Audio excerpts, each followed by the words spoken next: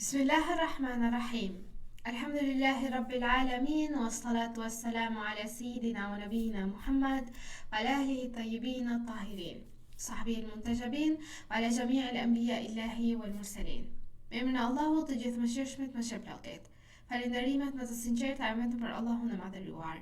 Paqja dhe mëshira e Allahut qofshin mbi profetin Muhammad, mbi familjen e tij të pastër, mbi shokët e tij të zgjedhur dhe mbi të gjithë të dërguarit dhe profetët e Allahut xhaleshanhu.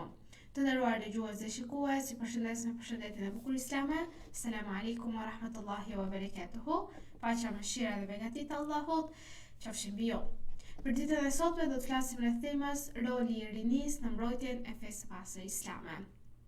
Kjo temë është një temë shumë e rëndësishme, sidomos në islam, sepse lidhet me një shtresë që ka fuqinë, energjinë, guximin dhe ndikimin më të madh në shoqëri. Dhe ajo është rinia. Kur flasim për mbrojtjen e fesë, nuk duhet të kuptojmë vetëm si mbrojtje me fjalë apo me emocione. Mbrojtja e fesë bëhet me besim të pastër, me moral të mirë, me dije, sjellje të drejtë, qëndrim ndaj së vërtetës dhe refuzim të padrejtësisë. Feja nuk mbrohet vetëm në xhami, në ligjërata apo në tubime fetare. Ajo mbrohet edhe në shkollë, në familje, në shoqëri, në rrjetet sociale, në mënyrën se si ne flasim, si sillemi dhe si zgjedhim të jetojmë. Rinia është periudha më e fuqishme në jetë. Në këtë moshë, njeriu ka ëndra, energji, dëshirë për ndryshim dhe guxim për të ndjekur idealet e tij. Prandaj dhe historia islame na tregon se shumë prej mbrojtësve të së vërtetës kanë qenë të rinj.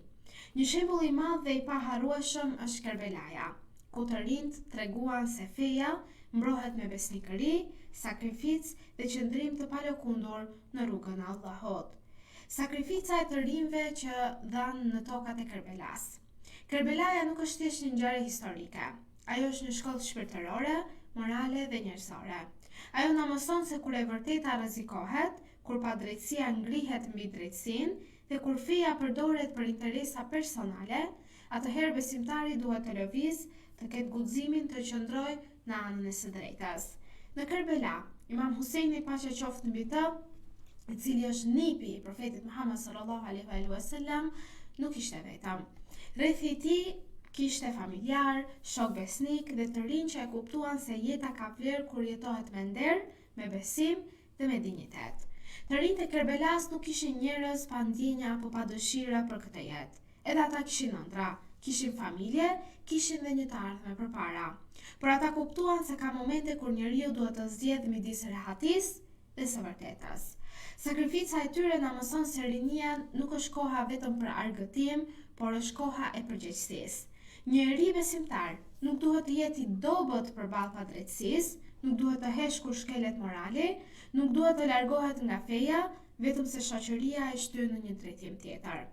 Në Kerbela, të gjithë të rinjt aty ishin shembull i besnikërisë, sepse nuk e braktisën Imam Huseinin paqja qoftë mbi ta. Ishin shembull i guximit, sepse nuk u friksuan kursesi nga vështirësitë. Ishin shembull i moralit, sepse qëndruan në anën e së vërtetës. Ishin shembull i dashurisë për fen, për Allahun dhe për besimin e tyre. Sepse e kuptuan që feja nuk është vetëm me fjalë, por është jetë, është qëndrim dhe veprim në fund të fundit. Prandaj le të mësojmë prej të rinjve të Kerbelas.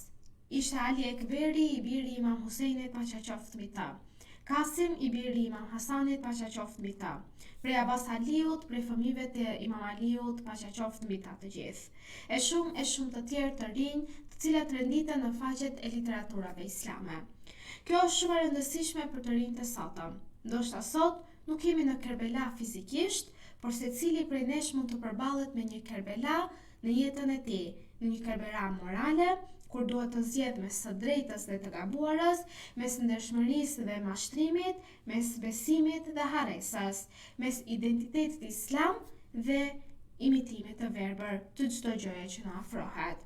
Prandaj, Kerbelaja na thret edhe sot të nderuar dëgjues dhe shikues, si besimtar dhe si ummet i profetit Muhammed sallallahu alaihi wasallam, se a jemi me të vërtetën dhe kur është e vështirë ajo, a e mbron fen me sjelljen tënde apo dhe vetëm me fjalë, a je i gatshëm të sakrifikosh ëndrat e momentit për një qëllim më të lartë?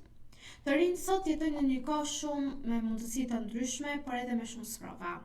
Nga njëra anë, kanë qasje në dije, në teknologji, në komunikim dhe zhvillim, nga ana tjetër përballen me kriza më të vështira, të cilat janë krizat morale dhe shpirtërore. Një nga krizat më të mëdha sipas fesë pasë islame dhe sipas dietarëve të ndryshëm është humbja e qëllimit. Shumë të rinj pyesin veten, pse jetoj, çfarë vlere kam unë dhe çfarë dua të bëhen. Kur njeriu nuk ka qëllim, ai lehtë të bie në graskën e kësaj bote dhe në errësirat e saj dhe humbet qëllimin e tij fatkeqësisht. Islami jep njeriu qëllimin dhe jep njeriu udhëzimin, sepse duke njohur Allahun, ai jeton me moral, bën mirë, ruan dinjitetin dhe kontribon më shumë në shoqërinë ku ai jeton. Një krizë tjetër është presioni dhe presioni i shoqërisë. Shpesh njeriu i ri nuk e bën një gjë sepse e beson, por sepse ka frikë se çfarë do të thonë të tjerët. Ka frikë të duket ndryshe, ka frikë të thotë jo kur të tjerët e ftojnë drejt gabimit. Por një i ri me identitet islam duhet të di se vlera e tij nuk matet me pëlqimin e njerëzve, por me kënaqësinë e Allahut dhe me pastërtinë e ndërgjegjes. Mbrojtja e fesë sot, të nderuar dëgjues dhe shikues, nuk kërkon vetëm emocione, kërkon dije, mendje të kthjellët, zemër të pastër dhe karakter të fortë. Njëri e mbron fenë e tij kur nuk gënjen. Njëri e mbron fenë e tij kur nuk tallet me të tjerët. Njëri e mbron fenë e tij kur nuk përhap thashë theme, kur respekton prindërit e tij, kur ruan namazin, kur sillet mirë në shkollë, në ambientet e punës e në shumë vende të tjera, dhe kur ndihmon të dobtin dhe kur nuk turpërohet nga identiteti i tij islam. Për të mbrojtur fenë, i riu së pari duhet të ndërtojë identitetin e tij në brendësi të tij, dhe identiteti islam nuk është vetëm emri unë jam musliman dhe as traditat familjare, por identiteti islam nënkupton mënyrën e të menduarit, e të jetuarit dhe të vepruarit sipas urdhrave të Allahut të plotfuqishëm. Një identitet islam ndërtohet mbi disa shtylla. Së pari është besimi në Allahun e madhëruar. Së dyti është dija, së treti është morali, së katërti është shoqëria e mirë dhe së pesti është guximi për të qenë ndryshe nga të tjerat. Identiteti islam nuk ndërtohet për një ditë. Kërkon kohë, kërkon preokupim dhe kërkon që njeriu të jetë i vendosur në atë që po bën. Duhet të ndërtohet çdo ditë me zgjedhje të vogla. Pra, kur zgjedhim të themi të vërtetën, kur zgjedhim të falemi, kur zgjedhim të respektojmë prindërit, kur zgjedhim të mos përhapim të keqen dhe kur zgjedhim të lexojmë diçka të dobishme dhe kur zgjedhim të largohemi nga një mëkat. Në këtë mënyrë, i riu bëhet mbrojtës i fesë së tij jo vetëm me fjalë, por me vepra dhe me personalitetin e tij tashmë të fortë. Dikush mund të pyesë, çfarë lidhje ka mes Kerbelas, rinisë dhe identitetit islam? Kur i lidhim këto tri tema, kuptojmë një mesazh të madh se Kerbelaja është një modelim. Krizat morale na tregojnë sfidën, ndërsa identiteti islam tashmë jep rrugën dhe drejtimin njeriut. Të rinjt e Kerbelas na treguan se një i ri mund të jetë i madh jo nga mosha, por nga qëndrimi i tij në rast të krizash. Pra roli i rinisë në mbrojtjen e fesë, të dashur dëgjues dhe shikues, është shumë i madh. Rinia mund ta mbrojë fenë duke qenë besimtar në zemër, e ditur në mendje, e pastër në moral, e fortë në karakter, e dobishme për familjen dhe shoqërinë. Rinia, të mos harrojmë, është amanet. Mosha e re nuk kthehet më. Prandaj, ajo duhet të përdoret për gjëra më të vlefshme. Njeri që e ruan fenë e tij, në të vërtet, ai ka ruajtur veten.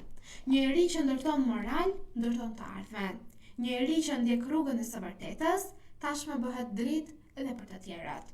Kerbelaja na mëson se feja ka nevojë për njerëz të sinqertë, jo vetëm për fjalë të bukura. Koha jon na tregon se të rinjt janë përballë shumë sfidave dhe Islami na jep rrugën për të kaluar këto sfida me dinjitet. Prandaj rinia duhet ta mbrojë fenë në momentin që ajo e njeh ato fe që po ndjek dhe kur jeton me moral, kur qëndron larg krizave që dobësojnë shpirtin dhe kur merr shembull nga sakrifica e familjes së profetit Muhammed, paqja dhe bekimet e Allahut qofshin mbi ta dhe mbi familjen e tij. Prandaj të dashur vëllezër dhe motra, Kerbelaja nuk është vetëm për një grup të caktuar. Në Kerbela, rëndësishmor familja e të dërguarit të Allahut, paqja dhe bekimet të Allahut qofshin mbi të dhe mbi familjen e tij, për të reformuar pra fen që solli gjyshi i tyre, profeti Muhammed. Prandaj të gjithë ne si ummeti këtij të dërguari duhet të flasim për të mirat e kësaj Kerbelaje, duhet të flasim për moralin që dha ajo për shoqërinë dhe duhet të mos harrojmë që në atë fush betej ishte familja e të dërguarit të Allahut, të cilët dhanë jetën e tyre për të mbrojtur këtë fe dhe për të lënë që flamuri i Islamit të valvitet deri në ditët e sotme. Në këtë moment të nderuar dëgjues dhe shikues, duke u lutur që Allahu na bëft prej ndjekësve të profetit Muhammed dhe të ehlivitit të tij me dinjitet dhe devotshmëri, dhe të na bëjë që ta njohim të vërtetën gjithmonë dhe të mos lëkundemi nga kjo rrugë sa të kemi frymë në këtë jetë. Tashmë ju përshëndes me përshëndetjen e bukur islame. Assalamu alaikum wa rahmatullahi wa barakatuhu. Paqja, mëshira dhe beqatia e Allahut qofshin mbi ju.